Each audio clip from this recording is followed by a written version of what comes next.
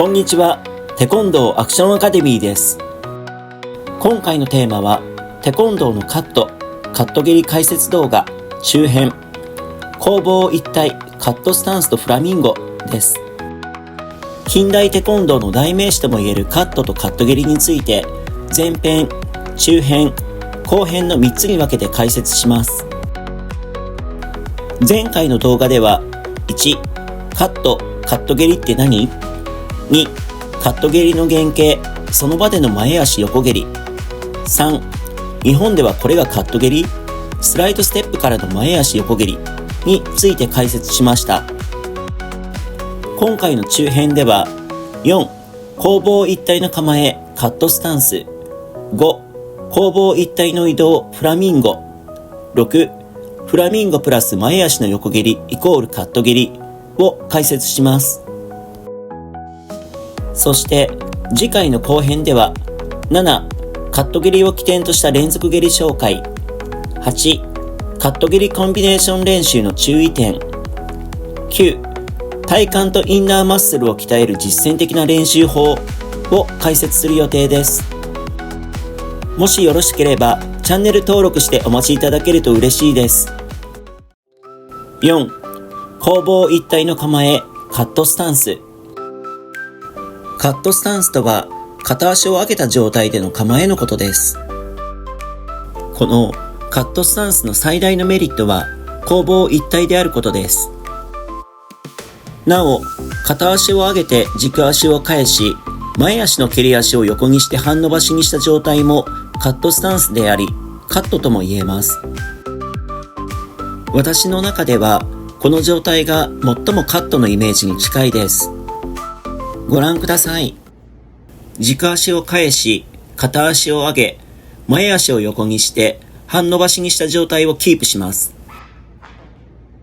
なお、一度足を上げたら下ろす前に何かの蹴り動作をしないと反則になります。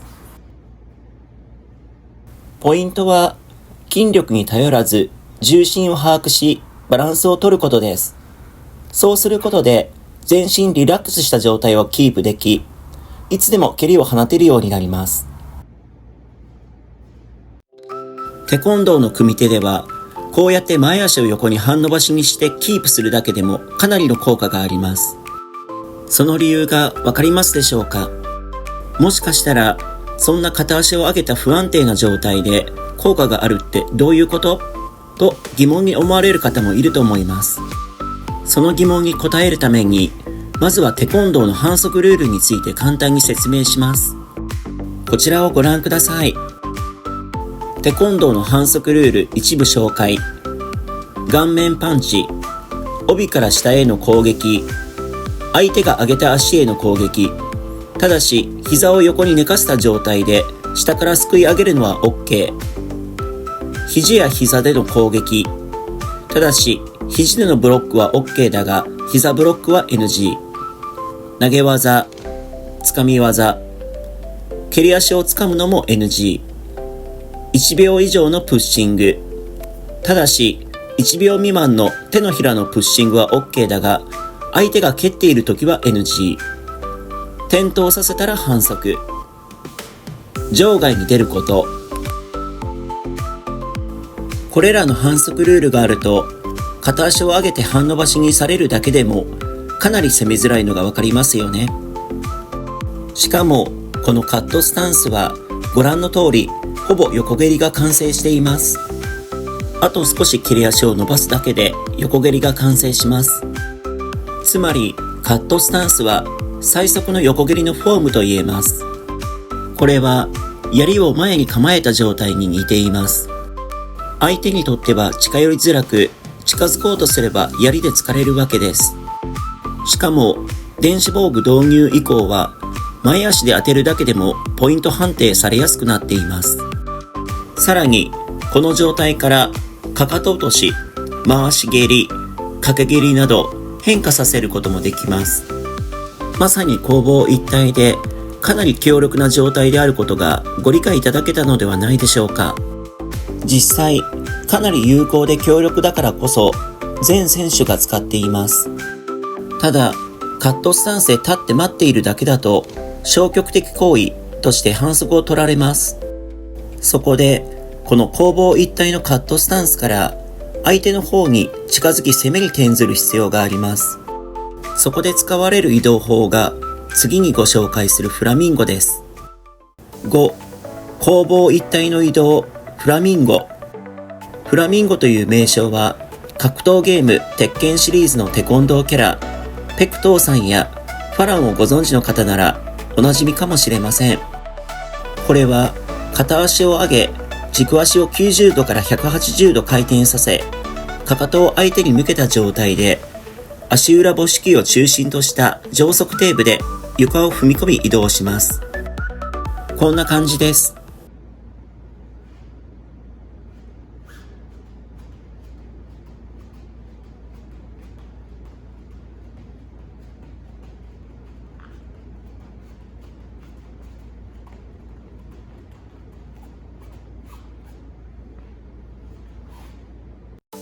これはスピード重視なら足裏を滑らせるようにします。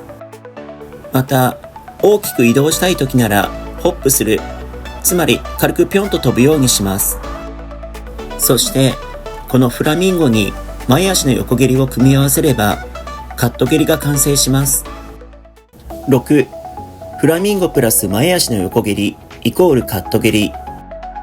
このフラミンゴと前足の横蹴りを組み合わせたカット蹴りには2種類のやり方があります。スライド型カットとホップ型カットです。両方実演するのでご覧ください。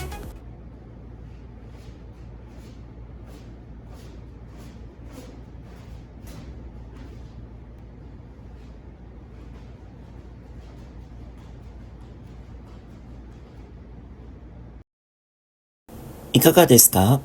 違いが何かわかりますでしょうか？スライド型カットは蹴り足を伸ばした後、それに続いて軸足が移動します。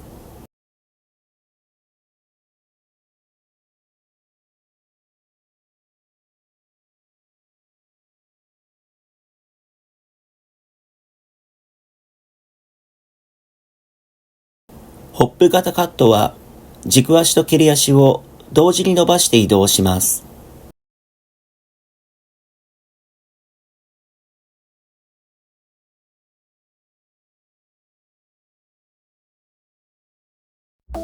スライド型カットは蹴る前のモーションが小さいというメリットがあります。それに対してホップ型はモーションが大きいのはデメリットですが、大きく移動することができますし、移動距離をコントロールしやすいというメリットがあります。そして何よりホップ型カットは連続蹴りの起点として使いやすいという大きなメリットがあります。カット蹴りの定義はかなり幅広いですが、個人的には連続蹴りにつなげやすいホップ型カットこそがカット蹴りだと思っています。このホップ型カットを別アングルでも撮りましたのでご覧ください。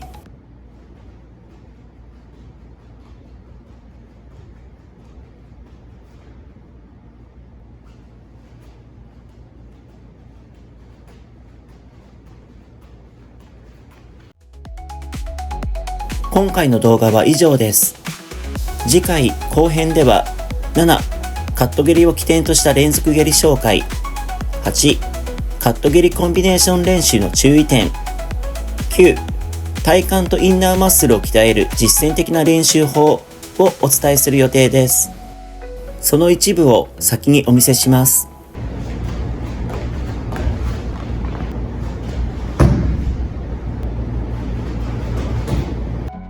もしよろしければチャンネル登録して次回の動画をお待ちいただけるとありがたいです。また、この動画が少しでも参考になったと思われた方は高評価ボタンもお願いします。